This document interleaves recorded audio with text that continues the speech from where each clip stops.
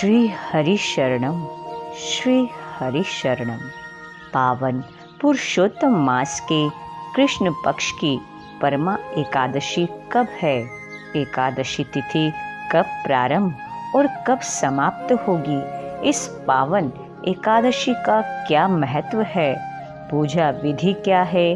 पारण का शुभ मुहूर्त, हरिवासर समाप्ति का समय और परमा एकादशी व्रत के नियम की विस्तृत जानकारी आप जानेंगे इस वीडियो में विस्तार पूर्वक।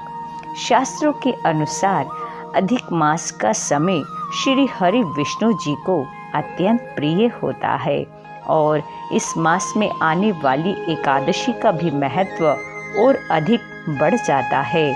अधिक मास पूर्णतः श्री हरि विष्णु को समर्पित होता है। परमा एकादशी को पुरुषोत्तम कमला एकादशी के नाम से भी जाना जाता है। ऐसी मान्यता है कि पावन एकादशी का व्रत धारण करने से हमें भौतिक और आध्यात्मिक दोनों सुखों की प्राप्ति होती है। इस पावन एकादशी के व्रत को रखने से इस जन्म के और पिछले कई जन्मों के संचित पाप भी नष्ट हो जाते हैं और हृदय में श्री हरि विष्णु के चरणों में प्रीति बढ़ती है। अगर आप नियम पूर्वक एकादशी व्रत करते हैं तब तो आप इस एकादशी का व्रत भी करेंगे, लेकिन जो भक्तजन प्रत्येक मास की दोनों एकादशी नहीं कर पाते वो भी अधिक मास की इस परमा एकादशी का व्रत जरूर रखने का प्रयास करें। परमा एकादशी का व्रत किस दिन रखें और व्रत का जो तिथि है वो कब प्रारंभ होगी, आइए जानते हैं। 11 अगस्त को सुबह 5:06 पर यह पावन एकादशी प्रारंभ होगी और समाप्त होगी 12 अगस्त को सुबह 6:31 पर। एकादशी का व्रत सदैव सूर्योदय व्यापनी तिथि में ही रखना चाहिए और क्योंकि 11 अगस्त को 5 बजे सूर्योदय नहीं हुआ होगा जब यह एकादशी तिथि लगेगी, इसी कारण एकादशी का व्रत 12 अगस्त 2023 शनिवार के दिन ही रखें। अब कई भक्तजनों का यह प्रश्न होगा कि 11 अगस्त को पूरे दिन एकादशी तिथि रहेगी सुबह से लेकर रात तक और 12 अगस्त को तो केवल सुबह 6:31 तक रहेगी, तो उसके बाद द्वादशी तिथि लग जाएगी, तो व्रत 12 को ही रखकर 11 को क्यों न रखें? जब हम एकादशी तिथि का व्रत करते हैं तो द्वादशी युक्त एकादशी व्रत ही धारण करना सर्वोत्तम बताया गया है। दशमी युक्त एकादशी का व्रत नहीं किया जाता और 12 अगस्त को जो एकादशी है वह द्वादशी युक्त एकादशी है। शास्त्रों के अनुसार श्री हरि विष्णु को द्वादशी युक्त ही एकादशी स्वीकार्य है। एकादशी तिथि में एक दिन पहले जो दशमी तिथि है उसके नियम का पालन आपको अवश्य करना चाहिए। एकादशी तिथि से एक दिन पूर्व हमें दशमी तिथि के नियम का पालन भी अवश्य करना चाहिए। 11 अगस्त को एक बार पूरे दिन में सात्विक भोजन ही लेना चाहिए। लहसुन, प्याज, मसूर की दाल, गाजर, बैंगन का सेवन नहीं करना चाहिए। मांस मदिरा को तो दूर से ही त्याग देना चाहिए। सूर्यास्त के बाद अन्न और नमक का सेवन नहीं करना चाहिए, अर्थात पूरे दिन दशमी के दिन हमें सूर्यास्त से पहले ही भोजन कर लेना चाहिए।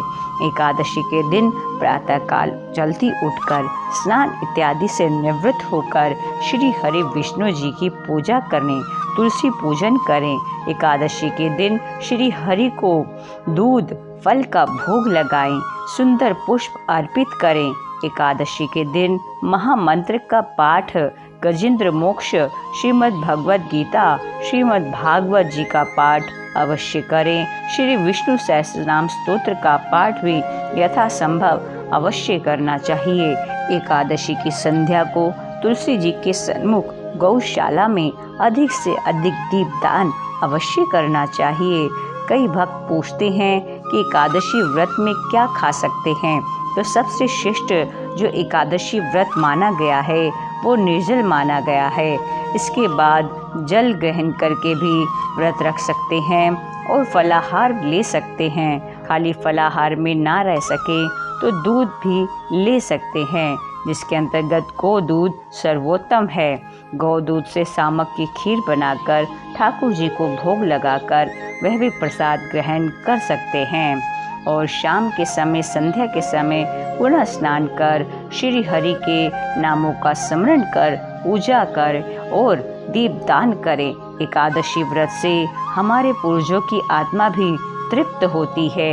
अगले दिन सुबह उठकर स्नान कर सूर्य देव को अर्घ्य दें और गौ और ब्राह्मण को नैवेद्य भोग अर्पण कर 7 चने के दाने लेकर उसके बाद 14 हिस्से करें और श्री हरि से यह प्रार्थना करें कि हे प्रभु, हे हरि, हे जगदीश्वर, मेरे इस एकादशी व्रत के अनुष्ठान से आप प्रसन्न हो और मेरे इस 7 जन्मों के कायिक, वाचिक और मानसिक अपराध क्षमा करें। फिर 14 दाने अपने सर के पीछे डाल दें। फिर 7 चने और लेकर उन्हें खाकर व्रत को खोलना चाहिए। एकादशी व्रत का पारणा का समय द्वादशी तिथि प्रारंभ होगी 12 अगस्त सुबह 6:31 पर और द्वादशी तिथि समाप्त 13 अगस्त सुबह 8:20 पर। एकादशी व्रत हमेशा द्वादशी तिथि में को समाप्त होने से पहले ही करना चाहिए। हरिवासर का समय 12 अगस्त को दोपहर 12:56 पर समाप्त हो जाएगा और 13 अगस्त को रविवार के दिन पारणा का समय सुबह 6 बजे से 8:19 तक आप अपना व्रत खोल सकते हैं। और आशा करती हूँ आपको यह जानकारी अच्छी लगी होगी। आप जरूर और एकादशी व्रत की इस विशेष जानकारी को अपने परिजनों को भी अवश्य शेयर कीजिएगा। गोविंद की प्यारी एकादशी, भक्तों की प्यारी एकादशी, पापों को मिटाती एकादशी, पुण्यों को बढ़ाती एकादशी, हरि से है मिलाती एकादशी, वैकुंठ पहुँचाती एकादशी। जय श्री कृष्णा, जय मदन गोपाल, जय मदन गोपाल।